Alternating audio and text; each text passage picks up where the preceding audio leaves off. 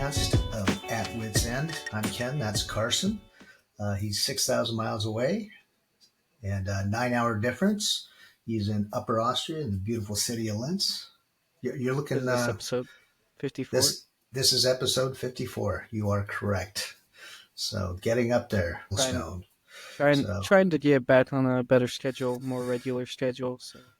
Yeah, but you got some things coming up that are probably going to cause a blip in that. We'll get to that in other episodes, but it'll be an exciting time for you. Maybe we can throw in an episode in the middle. Yeah. Hopefully we can. That would be pretty cool. But I think we're going to kind of 2 episodes in a row of football, American football. Talk a little sports today because it's been a big week. Actually, it's been a big week politics-wise globally, as I think anybody who hasn't been under a rock knows that Trump was elected president of the United States. So definitely based on our travels, everybody was kind of on pins and needles what was going on. Asked about it quite a bit during our travels. And then what hasn't really made the news in the United States is the collapse of Germany's government. But go ahead, yes. I was to say one thing on the U.S. election. It's very awkward being an American in like Europe, because every person goes to you as their like expert, yeah, expert knowledge, when that's just like, I don't even follow it at all. I obviously know who's elected and everything, but just generally like people who read into it would know more than I would, because I just don't want to follow it. I follow it. I know you don't like it. I enjoy it. I don't mind talking politics, religion, culture with people, but I was surprised at the amount of people who wanted to talk about it. As people who listen to the podcast know, we've talked about it in the past, where Carson, particularly if we go to like a cigar lounge or some entertainment, you ask me not to talk about politics, and I haven't.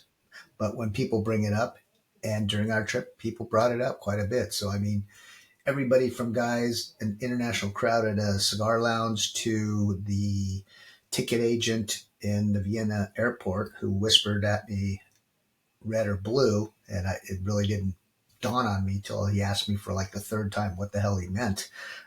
It is weird. They want to know what's going on. And I think there's like this distrust, not just in the United States, but globally, of the media. I think people want to know what's going on, and they don't think their media is telling them the whole story. I don't think it's distrust. I just think I think as an American, I would know everything about the election going on. Yeah, and sadly, when I ask people, when I ask Austrians, like, what's the whole deal with the Austrian government? Like, most of them don't know everything that's going on. So, what's the whole German government? I actually think I don't want to say it's easier to understand U.S. politics, because let's face it, you're only dealing with, quote, sports 2 teams. In Austria and most of Europe, you're dealing with 4 or 5 different parties, probably at least, and whoever gets the most votes doesn't mean they have the majority. They have to have a coalition. So it is quite different. I mean they would have the majority, and they have the typically are the ones who set up the coalition, so they do have the the most power. But I know. And like I previously mentioned, it's not a story in the United States overshadowed by our elections, but the collapse of the German government. I mean, that's an example of a coalition. That was like a shocking one, and like of the day to do it, the day after the U.S. elections. Yeah, like right as they're being called is a wild time to do that. It is weird. I don't know if it would have been a major story because I don't think people would understand it here anyway. So I don't know. And if like for those out here, maybe in the U.S. who are listening that don't know what happened, the Chancellor of Germany fired the Minister of Finance. The Minister of Finance was the party leader of the party in coalition, the Chancellor's party, which essentially breaks down the coalition and leads to the collapse of their coalition, which the coalition is the government of Germany. So that's what kind of happened, and everything that ended a little bit of chaos. Yeah, you assume most people would know, but let's face it, Germany is the largest economic power in Europe. So I mean, that's a big deal. The other Yeah, story, also the revelation about the Chinese hacking into the U.S. telecommunications industry and basically being able to listen in and have all the information from everybody's cell phone in the United States. So that didn't really I make the news here either. yeah, but So I think that that sounds that when you say that as the headline, that doesn't register to me as a real headline because I could see it on a possibly small scale, but the whole like reason like you don't have the majority of Chinese phones in the U.S. is because of that. So it that makes it hard to believe for me. Like you don't have like Huawei or yeah, they were able, Xiaomi. but they Like you were don't able have to those in the U.S. access So like I don't think the way your headline seems a little hyperbolic. So maybe some small scale, but that's the whole reason. Like, the U.S. has outlawed Chinese contracts for the companies from 5Gs being networks. 5G and everything. It's Yeah, for that. yeah. And there's maybe Did some small scale, but did Britain that's do that as well? I can't remember. They yeah. I had believe. okay, I think of 5G networks. I'm not sure about. Definitely not yeah. phones. You can But buy a I Huawei still think or it's a bigger story than people let on. I mean, the fact that they can access my phone now. yeah. It's just state hacking nowadays is pretty standard. No, That's just but kind of the front believe lines me, of battle. I admit I'm no expert on it, but the experts who have talked about it said it was a major issue and it should have been in the news, but it wasn't. The election was anyway. I don't know much about that story, but I'd have to look into it. I would say I'm generally more knowledgeable in that field than you are. So That's why I'm surprised. Yeah, it wasn't a bigger story for you, but the three big news stories: U.S. election, collapse of the German government, and to me, the hack by the Chinese of U.S. the telecommunications. biggest you missed the biggest news story, most Oh, tragic. wait, let me guess. Ben Ben, passing away. Ben Herbstreit. Ben. And Yep. I don't know if probably our European listeners uh, would they know. I mean, Game day? they No.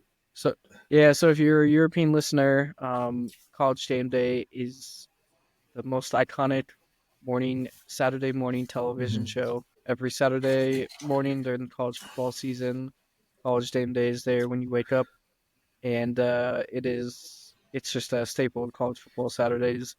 And Maybe one someday of we'll those, get them to come to Austria for yeah, college maybe game one day. day in May or June. But it's a tradition that's very important.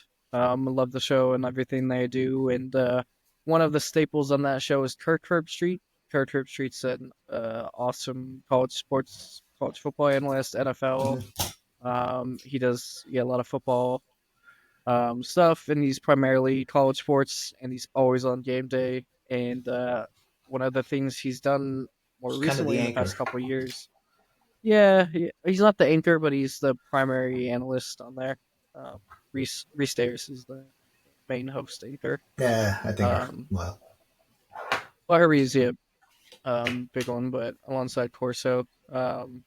But the thing he's been doing the last couple of years, I think last 2 or 3 years, is bringing his golden retriever Ben along with mhm. him to everywhere he goes, from college game day to hosting, Yep. calling football games. He takes him to NFL games, takes him to college games. He's in the booth. He's on set. He's literally everywhere with them. He's And Ben chilling. Herbstreit has become an icon for football, and because he's always like on the field. All the players wanted to Mhm. pet him. He's a The superstar. crowds go wild. I mean, let's face it. Yeah, What's the he's a thing everybody wants to pet and kiss? Dogs and babies, and especially golden dogs retriever. and golden retriever. And In my opinion, best breed. So yeah, sadly Ben Herbstreit passed away this week. And Kurt Herbstreit put it best. He said the only flaw in dogs is they don't live long enough. mhm, they don't live human lifespans. I think Ben was probably definitely a favorite of ours because we are a golden retriever family. We don't have one currently, but we have had for many years, and he passed away 2 or 3 years ago. Still miss her. So more than that, Greatest dog it ever. was my first day of Climax, June 2018. I think it was like Wow, longer than June I thought. 6th, I Six want to say, or years. something. She was a great dog. She'd have got along with Ben very well. I think she was a lot more energetic than Ben was. Ben was that was one of his But things I but always when noticed. Ben He's a very chill dog. but when Ben hit the national scene, you might say he was an older dog. Yeah, he's So definitely an older he dog, but wasn't he's a very puppy. chill. Yeah, he is chill. Annie was very Yeah. chill too. I mean, she used to lay here at my feet in the studio here quite often. So sometimes I still Yeah. think she's here, and in fact, The most in a way, she is. the most tragic story of the last week. So Yeah, I'm sadly, hoping. Do you think he's gonna get another dog? yeah, he has Did another he dog. say? I think his name Oh, is Peter. okay. He was on Oh, set. you're right. I Um, did see that. he's a puppy. Okay. He's a Okay. puppy golden. Not a Well, young puppy. He's a teenage puppy. talking about dogs and football, that kind of leads into your day Good transition, right? yesterday. Set that up. You like that? You had a team called the Wells Huskies. They're what, level three division? But anyway, you had a charity Two. game. Division two. They had set up with the JKU Astros, I think, a couple months ago to do a charity game, and I really don't know who it benefits. Um, and This that is a was local yesterday. Wells charity. Yeah, I think it was like a just yeah charity that helps local residents. and I was thinking about it when I'm looking at it's like a club sport. I was trying to think of it here. You got guys that are not in quote school. I don't know what's their age, 25 to 35, and they're playing I American mean, football for a local. Do they get? nah, They there were don't get paid. guys. They just it's for fun, right? Yeah, I mean, some of them. I think some of them get paid, but I'm not 100% sure. Um, I it's guys like yeah like 18 to like 40s. Very wide range. There's older guys there too. Yeah, and Um, so they're doing it because they just love the game and want to play. yep, yeah. Yeah, It's just yeah pro am light amateur football. I think occasionally they'll have a import from America playing too. So they'd be a um, superstar. yeah, they. I mean that's part of the league. They can have a U.S. import, and sometimes they do. So Yeah. What they so currently have one. and they are like the Austrian. It's level three, I think they play it right, or I think uh, they're Division Two. I'm not 100% sure Division though. two. Okay, so Yeah. that would be like one step below the Vikings, or like two steps below. Yeah. So there's Division One is the top division that of the AFL, and then Division Two would be the next one down. Then three, and I think he goes to four. Yeah, I'm and not they 100% play sure. other teams in their division are like the Steel Sharks, right? Isn't that because you have some Yeah, I don't association with the know who's Steel in Sharks? their Well, I division looked. though. The Steel Sharks, the Hammers, the Patriots, the Gladiators, and the Rhinos. And I know they played the Bastards a while back. I don't know if that was just a fun game or what, but I mean, there are definitely some folks Yeah, so in. okay, so they have the AFL Division One, Division Two, and Division Three. So AFL would be the top league. Um, Division One would be the second level, and two would be the mid or the third down, and then four would be the bottom. So the Huskies are in Division Two, which is the third league. So they play like with the second Vienna Vikings AFL team. Oh, okay. So the Vikings have an ELF team, an AFL team, which is the top level, and then a, a second team, which is in Division Two that they play. Like so So let's say last year they played like the um Danube Dragons, even Forth Mustangs, Upper Styrian Rhinos, Hammers, Gladiators. Variety. There's a variety of teams in the league. and I think the Gladiators. I remember a bunch of people at your game last Yeah. 2 weeks ago. So Now yeah, were there the watching. Gladiators played in our league, or played with us. A couple of them Yeah. as guest players. Cause yeah, we were a little down on players. We had some guest players play with us. Some of our coaches played, and then some of the local teams like the Raccoons and the Gladiators played with us too. So So yeah, it was a charity game, and I know you had some apprehension about it because let's face it, you don't have a very deep roster. And I was like, wow, you're gonna let your players play; they could get hurt. It is kind of it's off season. You're in between the two seasons because you guys split. But it sounds like you had a pretty good turnout. It was fun. I'll let you. What Yeah, I was mean, the?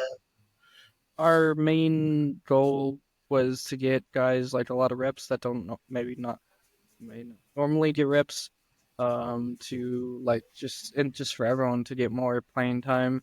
'Cause that's just always a benefit, especially against a quality opponent, and then yeah, have a little fun competing, and then yeah, for everyone to stay healthy coming out of the game. And outside of some little stuff, everyone was healthy coming out of the game, so that was good. It was competitive, it was fun. I think the score ended up being like 38-16. They scored in the last play of the game. They scored a touchdown, but we had yeah some there was the game was full of explosive plays. Say that. So So um, so you had to put together an offense for this team like the day before, using players yeah, you've never really we met or worked with. So yeah, running game. we had one practice leading into it, with like everyone, and put Oh, you a did. When was simple. that?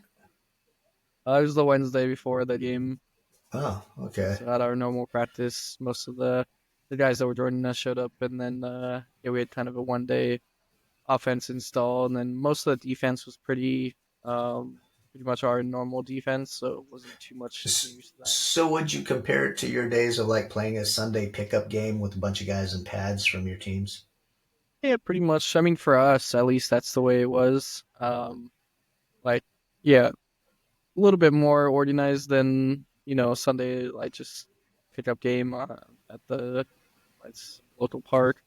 Um, but like the team we're playing against was like very well organized, and big coaching staff, like full Yeah, I play think they have. calling, like I 50, looked at 60 players. I looked at their website. Wow, they have 50, 60 players. They have 8 coaches, basically, Yeah, everything from special teams to linebacker coach. The crowd looked like a decent sized crowd. I mean, not compared to the United States, but for Austrian football, I thought they had a very large crowd. So it looked like it was fun. I'd ask you how the hamburgers were. I don't know if they have a snack shop like they had I with didn't go their to the game. snack bar. And It then was it's they actually had cheerleaders, which kind of was yeah. surprising to me because it's not associated with a school; it's a club. So obviously, there are local girls that want to be cheerleaders too. Yeah, they had quite a bit of cheerleaders. So much so that she joined the handshake line at the end. It took forever to get through all of them.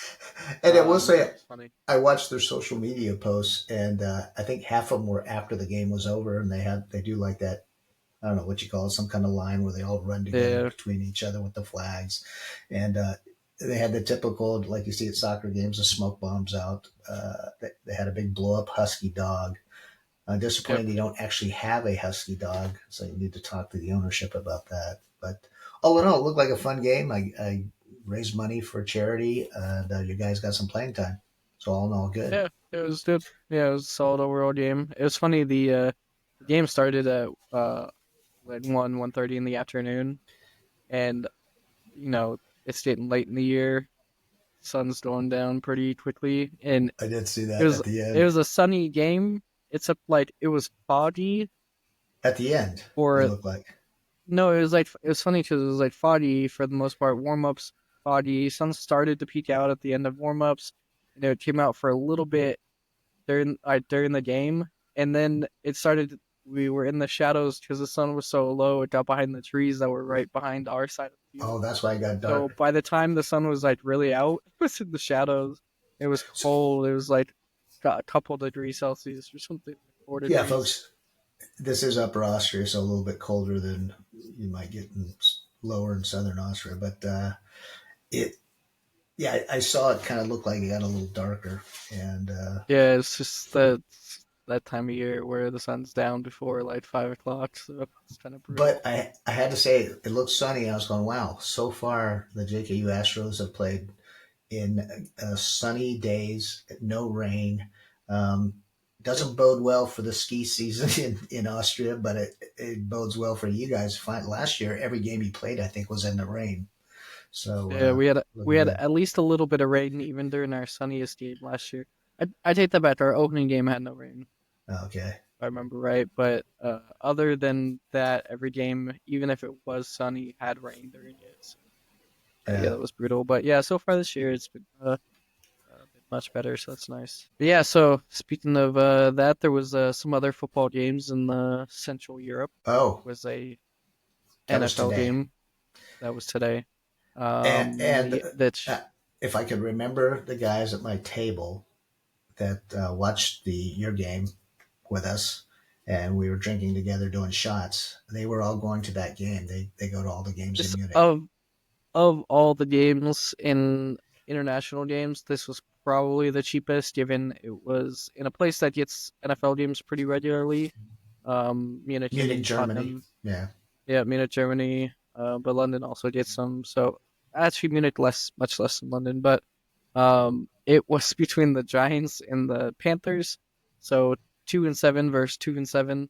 Not a great matchup. but But I didn't watch the game. But I think for the money, this was probably one of the better games played in Europe as yeah, far as it was excitement. a good finale to the international segment of NFL football games. Yeah, game I was watching it from like the second quarter on. Game went to last possession of Red Door time. The Giants kind of marched down the field and hit the field goal to push it to overtime. And then actually in the first offensive play of overtime, the Giants got the ball. First offensive play of overtime, running back fumbles the ball, and the Panthers get the ball basically the 23-yard line. And from there, just a few runs, and Panthers take a field goal to win the game in OT. So pretty exciting game, for who was playing in it. Yeah, Definitely an exciting game for the Munich fans this but year. I know it was sold out, and I know the guys that we hung out with at your game were excited about going. I think they paid about 150 to $200 for the tickets. Oh, They that's not say bad at they all. Yeah, they say they go to every game and they hang out together. So I'm looking forward to seeing them again when we come back. But uh, yeah, I was going, oh man, they're seeing two pretty crappy teams, but it looked like it was Yeah, a great game for them. it was a good game. Yeah. So do you want to talk college football? I know it wasn't a great day for your alma mater. Yeah. Yeah, we moved to 0-7 against Clemson. Um, so And I it's took just I actually took Clemson. I was willing to give up that game if Virginia Tech could win. I had early hopes, but absolutely miserable. Like game offensively, defensively they played really well. yeah, They really held for the majority of the game. It's just when your offense sucks so bad, I mean, just eventually your defense gets too tired. The offense, so we actually took the lead in the second quarter, blocked the field goal, and returned it for a touchdown. Um, and then we had no offensive production up until the fourth quarter when we had our like third string QB come in and we were down our star running back who got re-injured in the first quarter, and it was a miserable game offensively. Scored a trash time touchdown, ended up but being like 24-14 or 21, but again, 28-14. sold out crowd, which if it was a West Coast Every team, Clemson game there is yeah, sold out. pretty much every Virginia Tech game at Lane Stadium sold out, but definitely against Clemson, a hated team. Yeah, It's just like, you know, this year has been brutal because up until that game we had lost every game by one possession. yeah, We've had some pretty disappointing play from some of the guys that were expected to be good, namely our QB. Um, Pretty outstanding play by our running back Tootin. Uh, yeah. he really kind of has been a star for us this year, somewhat unexpectedly. Well, And then his injuries hurt us, and then just some pretty, like really poor management from the coaching staff. There's been numerous like clock instances and just some, yeah, it's been some issues by the coaching staff, which has been brutal. but all in all, it was a terrible day for me. I actually picked Clemson to beat Virginia Tech, sadly, but Georgia Tech beating Miami shocked me. Lost that I one. will say, two Texas years in a won. row, Georgia Tech has done that. Yeah, but God, they're just not. And then Kansas beating Iowa was another one that hurt me. And then Wait, no, Iowa State. Yeah, Iowa State. I'm sorry. Yeah, Yeah, and then the Georgia. wait, Oh, go ahead. because UCLA beat Iowa. Yeah, the other one that shocked me was, and I shouldn't because I'm not big on Kirby, is Georgia. Yeah, Georgia beating Ole Miss. That was a big And blowout and too. folks, I will say Carson early on his predictions in the national championship game. Do you remember who it is? Oregon. Well, I've you got called that from the Oregon, beginning. but you said Oregon and Georgia. So I think you had a 50% correct um, going Georgia's there. still definitely in the playoff hunt. They Mm. have to win out. No, they're definitely in the playoff hunt. They're But gonna drop. They're still in the top 10, so they would still be in the playoff. They just yeah, the have to one, win. They have yeah, there's an elimination game next week, so they play Tennessee in Athens. That is I an elimination game, just like the Alabama LSU game that just the happened. only reason I'll probably take Georgia on that one is because it's in Athens. Yeah, Um, yeah.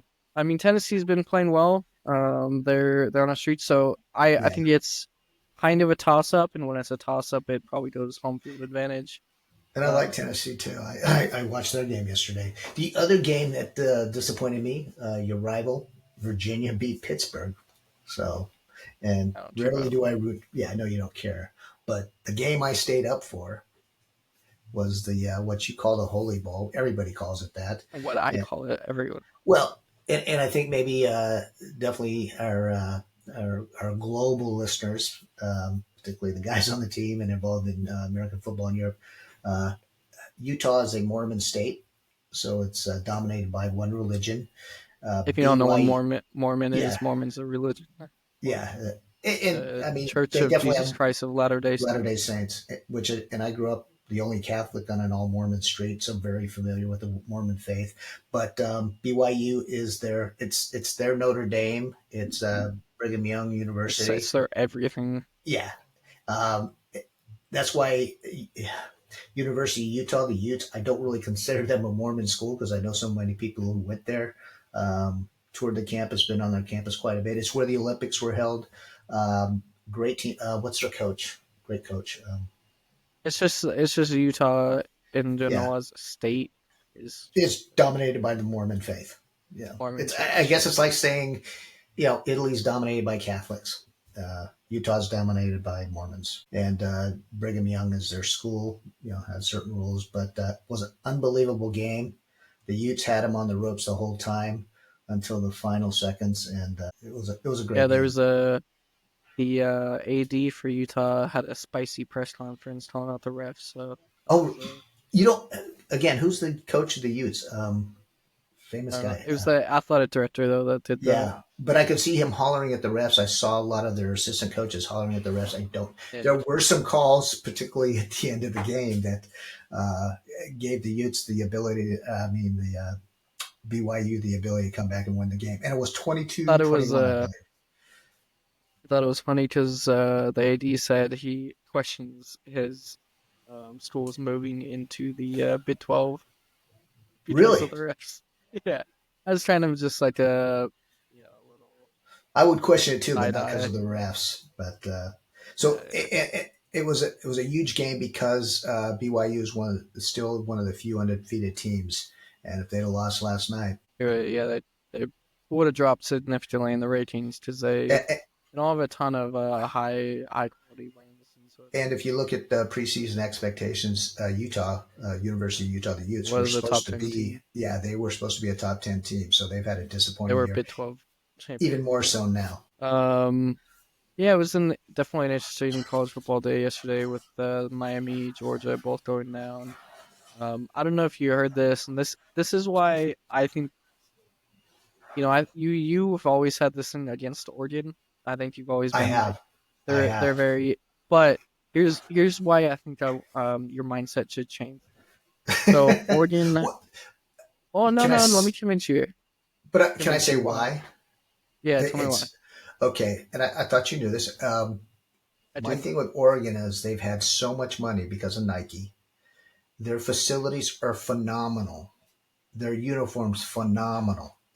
They're the rich kid on the block. They're the one percenter. And I've always rooted for the underdog, kind of the working class guy. So that is why I dislike Oregon. See, Does I that make think it's sense? also yes and no, but I think it's also because I think you always saw Oregon as the pretty boys. Well, that Like I would include they that. weren't like SEC tough. Like that's Yeah, why you always had I this thing against them. they're the trust And fund babies, is what it here's the comes down thing. to. And wait, Here's one thing. you had friends that went there, and I remember the Yeah, locker rooms. The locker rooms are, yeah, four everything's star hotel. insane. It's yeah, they got artwork. But So go ahead. and that that's nothing like that's just because they are get the money. It's not like that's not They have Nike money. it's You just what it face it. is. Yeah, But here's the thing that should change your mind on Oregon and why I think they will be national champions. This goes back to their Michigan game last week. Um, the Oregon head coach called a timeout late in the game hmm with a couple minutes left at the Big House as they were beating Michigan. You know why he called that timeout? I kind of remember this. Wasn't he? I mean, I hate Well, to say run up the score, but I'll just tell you. So his players could watch the fans leave the game. oh, oh, really? That was why he called the timeout. He said specifically, "I called the timeout at the Big House so players could watch the fans leave the game." And that I, is the mentality that is changing Oregon. I, Dan I got Lanning has I changed got to it. respect that because if you remember a previous episode when we talked about SC and Michigan, I said it had to be because it wasn't a bowl game. It wasn't the Rose Bowl. It was just a season conference game. They go up and play in the Big House, and it's just a regular Yeah. game. So they had to be intimidated by 100,000 people cheering, wearing blue and gold. Because This even their big games at home, it's not sold out. this is the reason why they beat Ohio State. Is Ohio State wins those like type. Yeah, This is the reason why they're winning games exactly. this year, That's why I and hate. they could That's do it. another one. I hate Ohio State because of Woody Hayes and being a kid and watching Woody Hayes and Ohio State always win. Bama's the same way. They figure out a way to Well, win. Georgia here's the thing. disappoints me constantly. Fairly I'm fairly certain Dan Lanning is from the Saban coaching tree. He was a Saban staff member, Yeah, so yeah. I think Dan Lanning has changed how Oregon perceives the rest of, or perceives themselves, and that is monumental in how they are playing right now. And But if I you, think they definitely could, yeah, yeah. have the best opportunity to win. Well, and if you remember my some comments in previous episodes, I'm somewhat jealous of Oregon and Oregon State because we had talked about fair weather fans in the West, and I said the two exceptions I might consider would be Oregon and Oregon State. But you know another thing too. So Ohio State, when they went to play at Autzen Stadium, which is Oregon Stadium, a lot of their fans and the commentators there from Ohio State said that they wished the shoe Ohio State Stadium Mm. was as loud as Autzen Stadium. Yeah, And that's what I'm Ohio saying. State Stadium is over 100,000 people. Right. Autzen Stadium is well under 100,000 people. So they specifically, as Ohio State fans, said the Oregon atmosphere was better than Ohio State at the shoe. See that blows me away. Well, and to go back to the the Utes against BYU last night, there were multiple times during that game, and they said Echo Stadium was largest crowd ever there. Not Yep, 100,000, I think. yep. I don't know, 60,000, whatever. Uh, But they had to it call was under timeout 60. because they couldn't hear the plays. It was so loud. They couldn't hear anything on the field, which blows me away. So Yeah, so like I think it's I've always seen I think Oregon has always been that kind of pretty boy team, like the flash and the money and everything. But I that's think what they've they're turned the trust fund babies of college football, man. It's like they they've got money. turned the last couple years with Dan Lanning, and I think they finally have that mentality now, that kind Yeah. of Again, I'm not sicko saying mode they. mentality. Yeah, we'll see if they're a dominant team. I don't think I they're think you need like a decade worth of dominance for me to consider you. SC back in the day, they were the dominant team in the yeah. Pac-10. Alabama's a dominant team. Ohio's a dominant team. Georgia is a dominant team. Oregon, we'll see. If they get one national And champion, you want to hear a team that's at the place that Oregon was at a few years ago? but I don't think they will change. SMU. Mainly because they don't have the money. No, Oh, not SMU SC. has SC money. is opening a $200 million football facility in the next couple of years. They just broke ground on it, which is Who crazy. who did you say? USC? USC Southern is Cal. fun. I'm Oh, not saying they're the team I'm talking about, but I said the team. SMU. Oh, okay. No, they have a chance to be great because there's a lot of money in Dallas. There, So yeah, that's the money school in Texas. They're actually the yeah, program that's surprising has surprised yeah, me this but the team that is where Oregon is a few years ago, Oregon was really good. They would beat the teams they're supposed to beat, but they can never win the year. big games. Yeah. Penn State, Oh, Penn State yeah. constantly is up there, but they have, I think, one win against Ohio State in their last nine. Yeah, I And they know. constantly it's like Penn State ranked number two, Ohio State ranked number four, Penn State I ranked took eight, Ohio Ohio State. State ranked five. I took Like Ohio State. it's just constantly Penn State has these massive games. They got Michigan last year, I think. They're Yeah. always playing these big games against these teams in the top five, and they never win them. They just never win them. And there's Yeah, I just don't and it's always like in this crazy atmosphere at Penn State, like at the whiteout games and everything. Just one of the their fan best, base is over 100,000 unbelievable. Yeah. fans. I would Yeah, agree. but I would like to they go to a game there. Has Penn never. State ever had a national championship? I think a long time ago. Yeah, I don't I'd have to know look for that up. sure. Yeah. I don't I, I somewhat agree, but I don't think it's going to happen for Penn State. They're on the 82 cusp. and 86 under Paterno. Paterno. Yeah, God. Ooh, there's a program that was at Yeah, the we top don't of its talk about game. that. Yeah, we can't talk about that. All right. But Penn State is like this team that just constantly fails under the pressure, and Yeah, they're not like never pick them in a top five matchup. Never pick yeah. them That's kind of the until way they I show feel they can about actually. Georgia right now. I think I like Kirby as a person, but he just can't motivate his team. I know they Well, won the national championship, but no, they got they're not as consistent as they should be because they beat Alabama in that top five matchup at still, yeah, In Tuscaloosa. They yeah, beat them in Tuscaloosa. So yeah. But probability someday you have to beat Alabama. I mean, they've been so dominant for so long. sorry, that Tuscaloosa game was last year. They lost to Alabama this year. Yeah, Um, so they but do win some, but they're but not you consistent like they should be with the talent they have on their team. and it's a team I like. Ole Miss. I took Georgia in that game just because I thought they'd win it. I didn't, but I know you're a There's fan so of the much weird coach. stuff with Ole Miss. It's kind of funny. It is. That's another. I do want to go to The one of off their field games stuff. because I hear about their tailgating supposed to be unbelievable in the Grove. So I've always wanted to go to one of Yeah. their games. All right. Any Yeah, other I comments, think man? the no, I think the games I need to go to are mostly in Big Ten, and a couple SEC teams.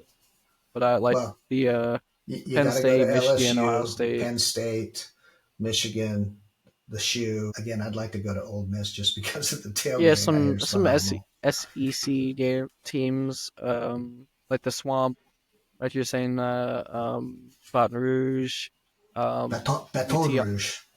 Texas, Well, wait. Actually, UTLC. one of the guys on your team, he just spent a semester abroad studying at LSU, Yeah, right? LSU. Yep, I assume he's an LSU fan now. yep. But they got blown out by Yeah, Alabama last night. and So again, in Baton Rouge, I took Alabama on that one Kalen again. Moore, yeah, had his Yeah. guys ready. So well, Well, wait anything else before. you wanted? Yeah, somewhat football related, and I showed it to you earlier. So when we were at Schweitzer House having a few beers with family, we were talking about Rapid Wien, their local football team, the soccer team, and Uncle Hans mentioned he was once vice president of something, and I jokingly said, "Yeah, right, you never were." And then I come home and I'm cleaning out my office and desk, and I find an old matchbook for If you Rapid can't see, Wien. it's Yeah, probably 1970s, 80s match put with the probably Rapide. 80s. So I jokingly sent him a picture of it and said, "I guess you were VP of Rapide." So with that, I'll say choose. Good Actually, episode. let me update you on the Austrian Bundesliga table right now. Okay. Rapid is 3 points back of Sturm Graz at the top of the Who's table. leading? Sturm Graz, Oh, the okay. team that won it last year. And where's Lask? Your team? Salzburg is in fourth. I know they just lost today to Blau-Weiß. Last is actually tied with Blau-Weiß right now and Oh, sits in seventh. do they play Um, anytime soon? That'd be a good game to they go to if they're tied. probably will soon. I don't know when they play next.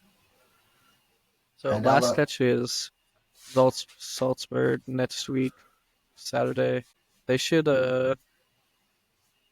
be Derby is in February oh actually.